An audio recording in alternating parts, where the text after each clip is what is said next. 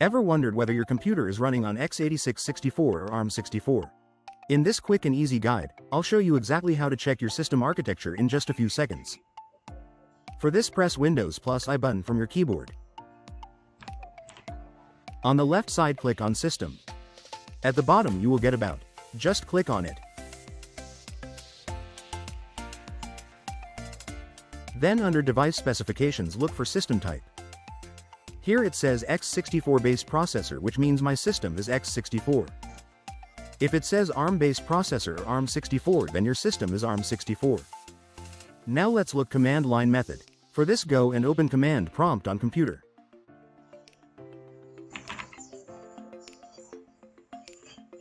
There type echo %processor_architecture% and press enter.